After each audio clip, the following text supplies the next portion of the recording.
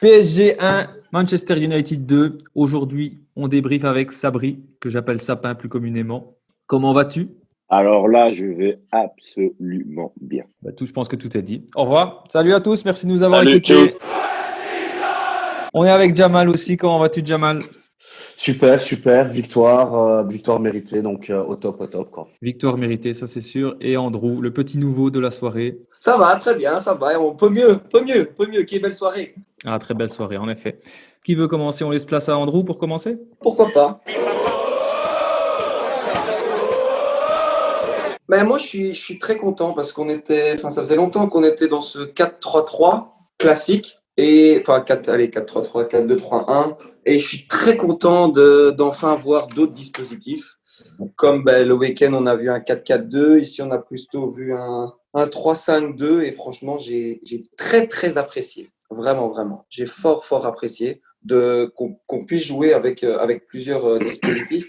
Et franchement, je trouve ça très intéressant. Tactiquement, il était très fort, Solskjaer, aujourd'hui. Donc, je suis très content. La tactique a réussi. Sapin? Ouais, écoute, le match était parfait. Pour moi, franchement, la tactique était respectée au pied de la lettre. On avait des joueurs disciplinés, solides, qui rechignaient pas le travail ingrat, qui revenaient, qui pressaient. Franchement, parfait. Je suis vraiment content sur ce match. Ça a été vraiment une partie tactique. Là, pour le coup, Solskjaer gagne son match face à Tuchel. Très surpris de Twente parce que c'est le mec, ça fait un petit temps qu'il avait plus joué. Il a mis Mbappé dans sa poche. Comme on dit, Mbappé Porsche, comme certains l'appellent. Là, pour le coup, c'était plus une mini qu'autre chose. Mais Mbappé aujourd'hui, Mbappé. Donc voilà, franchement, très content. Très content. J'en perds mes mots tellement je suis content. Donc, Il est en personne. On va faire la transition, Jamal. Comme ils ont dit, sur la composition, un petit coup de bluff où j'ai eu un peu quelques petites craintes. Mais je pense que sa tactique a bien fonctionné. Les défenseurs ont fait leur jeu. Le milieu de terrain a simplement bouffé Paris, mais c'était monstrueux. Je pense le milieu de Paris n'existait pas. Neymar, Mbappé, Di Maria, comme prévu, on fait leur match, on fait ce qu'il faut faire. Mais Bissaka, Tuanzebe, Lindelof aussi, il faut quand même le préciser. Le gars, il a fait son match. Telles a fait un bon match, à part quelques petites passes un peu perdues, mais tu vois ce qu'il va apporter de plus. Les centres un peu plus offensifs. Donc, vraiment super content, surtout que c'est Paris, dernier finaliste de LDC. Tu gagnes ton premier match de poule en revenant après plusieurs années. Donc, que du bon. Et d'ailleurs, Luke Shaw aussi, qui a fait un bon match. Toute la défense, pour moi, a fait un bon match. C'est quelque chose qu'il faut quand même souligner, vu que c'est les premiers sur qui on crache ces derniers matchs. Mais là, ils ont tous été très propres. Peut-être que Maguire n'est pas nécessaire. C'est Sapin qui nous le dira. Oh, il lance un débat là. je peux répondre si tu veux. Vas-y. Maguire, dans une défense traditionnelle, il est clairement indispensable dans sa manière de lire la trajectoire des ballons, sa vision de jeu. Et il en impose, ainsi de suite. Ce genre de match-là, pour moi, je pense pas que c'était son match. Parce que voilà, il aurait pu se reprendre de vitesse, ainsi de suite. Là, on a vraiment eu droit à Shaw et Tonebe qui courent vraiment. Ça fait quand même courir vite. Où Lindelof restait vraiment axial. Et là, pour le coup, allez, à la limite, on aurait retiré Lindelof, on aurait eu Maguire, on n'aurait pas vu de différence. Mais pour moi, Maguire est indispensable dans les autres matchs. Pas pour ce match-là, mais pour les autres matchs. Parce qu'en tout cas, moi, j'ai regardé Lindelof jouer. Il était libéré, il était minutieux dans ses interventions, il était prêt à tout et il a fait tout ce qu'il a entrepris, il a quasi réussi. Il a peut-être fait une ou deux erreurs, mais c'est très minime. Ouais, mais après, il y a un point qu'il faut souligner, c'est qu'en règle générale, quand on joue dans un 4-2-3-1, les deux axiaux devant la défense ne font pas leur travail défensif. Là, McTominay et Fred ont fait leur travail défensif. Ouais. Et Lindelof a été aidé par Shaw et Tuanzebe. On joue sur un bloc très bas, des zones hyper resserrées. Donc, ça aide son travail défensif. Et puis, Lindelof a aussi des fois une lecture de jeu aussi qui peut être bonne. Donc, ça aide quand tu es dans un bloc serré. Mais quand tu es dans un bloc qui revient en contre-attaque, parce qu'en général, on a la possession de balle en championnat, et à chaque fois, on se prend en contre, vu qu'il est hyper lent et pas assez méchant sur ses 1 contre 1, il se vite prendre. C'est là le gros problème. Et je pense pas que c'est sur ce match-là qu'on doit se référer à Lindelof. C'est pas un match référence pour moi. On a beaucoup parlé du côté gauche. Moi, le côté droit m'a impressionné. Vraiment.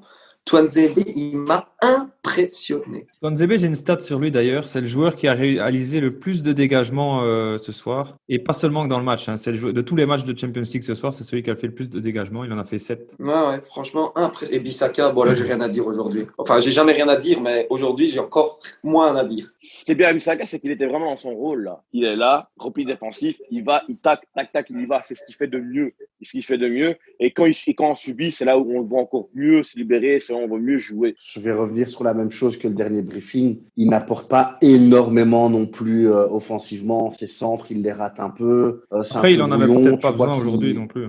Non, c'est vrai. C'est vrai. Il a bloqué Mbappé, il a dit toi tu passes pas, il n'est pas passé. Le tac qu'il fait sur Mbappé quand Mbappé rentre dans le jeu, il faut aller là, mais il faut aller mettre son pied. Il faut aller là. Ouais. Clairement. Je lance un petit bémol quand même, Le petit bémol, c'est les actions offensives gâchées. Ouais, après, il y en a eu de gâchés du côté du PSG aussi. Au final, c'était équilibré bien sûr. quand même. C'est vrai que ça, faut quand même le souligner quand même ça. Parce qu'aussi, il y a des points positifs, mais il y a quand même des points négatifs aussi à souligner comme Andrew le dit. On a quand même pas eu pas mal d'actions où on partait solo en but. Et ça chipotait devant le but, ça voulait pas frapper comme ça voulait rentrer dans le but en fait. Genre Rashford, pareil. Rashford, il est parti, je crois qu'il a eu 3 occasions comme ça.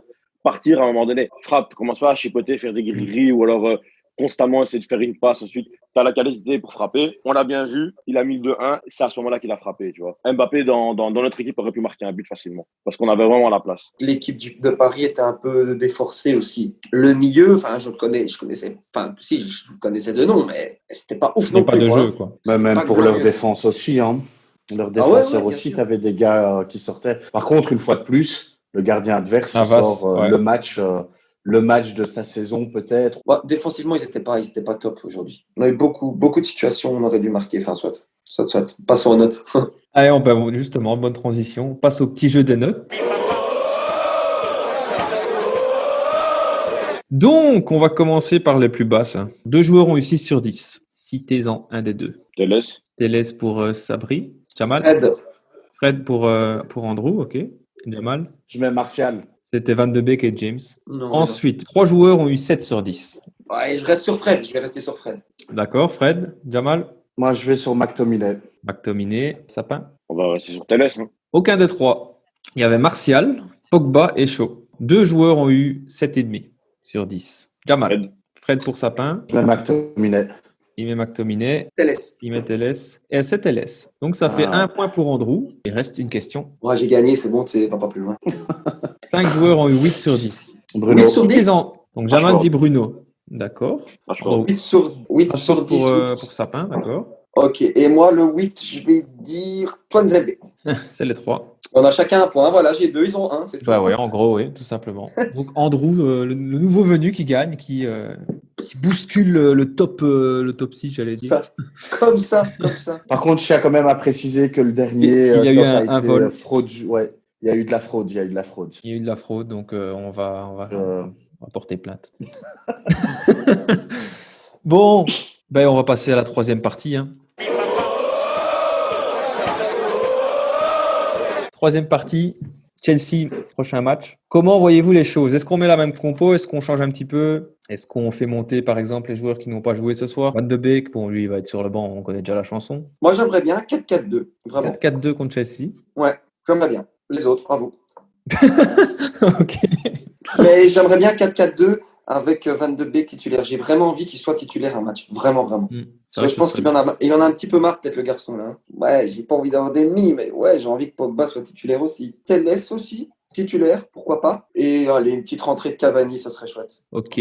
Jamal, Sapin, un des deux? Pour moi, je trouve que la défense peut rester. Maintenant, bon, je présume que Maguire va reprendre sa place directement. Par contre, histoire de donner de la confiance et du boost, je remettrai Tuanzebe à côté de lui, toujours avec 4 défenseurs, donc Télès et Bissaka. J'espère Van de Beek en tant que titulaire, mais bon, maintenant, voilà. Sinon, Macto, Bruno, et alors l'attaque comme d'hab. Tu veux dire Martial, Rashford, Greenwood? Ouais, parce que ça fait quand même 2 petits matchs qu'on n'a pas vu Greenwood, donc je pense qu'il doit avoir la dalle Et il est peut-être temps qu'il remonte sur le terrain, histoire de bien montrer que c'est sa place. Maintenant, pourquoi pas voir Pellistri un peu voir ce qu'il peut donner. Et bien sûr que Cavani monte en seconde mi-temps ou en 60e pour un peu montrer ce qu'il a encore dans les jambes. Mais c'est Chelsea en face, donc on ne doit pas prendre trop de risques. Ils sont très chauds offensivement, mais ils ont beaucoup de lacunes en défense, donc on peut y aller, on peut gagner le match. Il est confiant, c'est déjà bien.